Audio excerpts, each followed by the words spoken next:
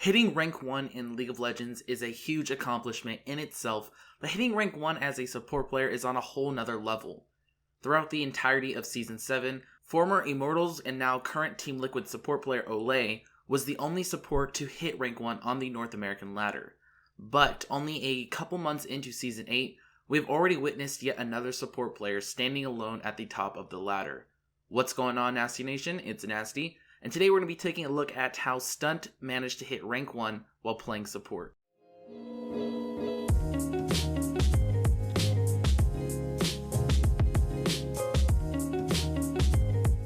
Hey guys, just real quick before we get into the video, I wanted to let you all know that I have partnered up with I'm So Gaming, and I'll leave a link in the description to their website where they sell really awesome and really affordable gaming equipment and apparel, and if you use the discount code NASTY15, you can get 50% off all merchandise. Let's kick things off with a little background on Stunt. For those of you who haven't heard of him before, Stunt, formerly known as STUNTOPOLIS, has been jumping in and out of the LCS and Challenger scene for quite a few years now. He started playing competitively back in 2016, and he has since found himself on big-name organizations such as Team Liquid and Team Dignitas. Stunt's breakout year was in 2017, when he landed a starting role on Phoenix 1 before being transferred to Immortals to serve as a substitute for Olay. Following the disbanding of Immortals, Stunt joined FlyQuest, returning to a starting position once again. But with all of that being said, the focus of this video is to figure out how Stunt managed to hit rank 1 rather than his history in the LCS, so we should probably get back on topic now. The first thing that I noticed about Stunt is his very aggressive playstyle. Many people in the League of Legends community view the support role as nothing more than a shield bot. They think that the support is just someone who sits in the backline and applies shields to carries in order to keep them alive. Stunt, on the other hand, proves that this theory could not be any further from the truth.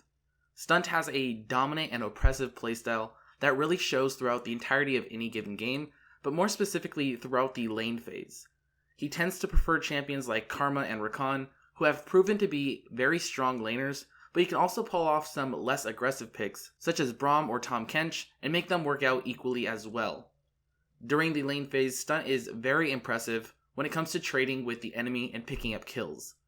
One of the most common tactics that he uses in the lane phase is poking the enemy ADC whenever they overextend for a greedy last hit. Stunt will watch carefully for the ADC movements and figure out which CS they will attempt to pick up. For example, if he notices the enemy ADC steps to the side of the wave to last hit a cannon, then he punishes them for it. Being able to predict the enemy's movements and last hits is just one of many ways Stunt is able to be such a lane bully. Another big factor involved in Stunt's lane phase is his ability to play around cooldowns. And no, I don't just mean summoner spell cooldowns, I mean all cooldowns. Stunt is constantly looking to trade whenever he sees a window in which the enemy has an ability on cooldown. Whether it's Nami missing her bubble, a Tristana using her rocket jump, or Varus using his E, Stunt is always there to capitalize. On top of this, he also puts a lot of emphasis on his own as well as his teammates' cooldowns. Stunt is always eyeing the timers left on his abilities, which is crucial because it allows him to know exactly when he'll have another chance to pull the trigger and trade with the enemy. The final thing worth noting about Stunt's lane phase is his lack of roaming. Sure, he does some roaming here and there, but compared to Olay, who hit rank 1 by strictly focusing on roaming, he really doesn't do all that much. It just goes to show that there's multiple ways a support can carry a game, and Stunt just prefers to carry his games by beating his own laner rather than helping his teammates beat theirs. As a whole, his aggressive and lane-focused playstyle is so very effective because more times than not it snowballs his team to victory, or at the bare minimum it at least puts them in a good position to win by letting them go even.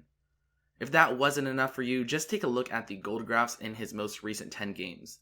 9 times out of 10, Stunt's team is either even or ahead at the 10-minute mark, only further showcasing how dominant of a force he could be in the lane phase.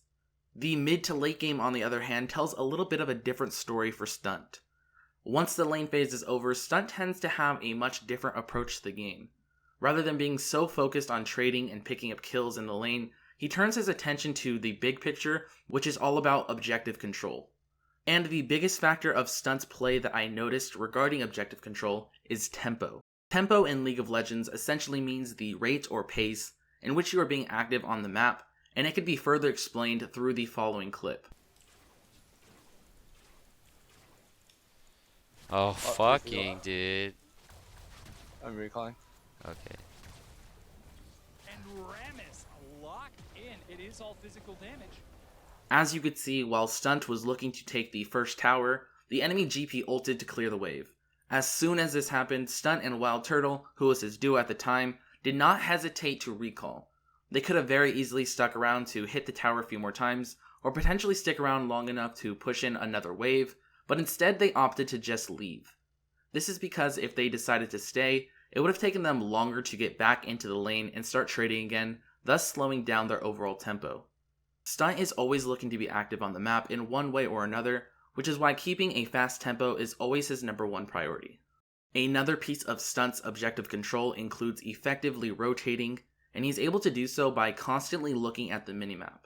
And when I say he is constantly looking at the minimap, I mean this guy is literally looking at his minimap every 2 seconds.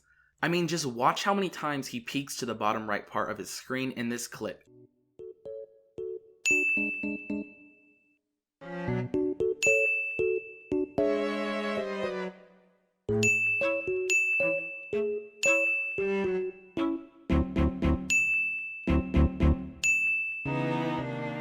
By continuously glancing at his minimap, Stunt is able to understand exactly where everyone is and where their next play should be. Support is not an easy role to climb with by any means, and Stunt shows us that the little things really do make a difference, whether that be something as little as looking at the minimap a lot or thinking about your team's tempo. The final aspect of Stunt's climb to rank 1 that I wanted to break down is his champion pool. Although he has a total of 22 champions played through only his first 162 games played on the new season, he only has 6 champions with more than 10 games played.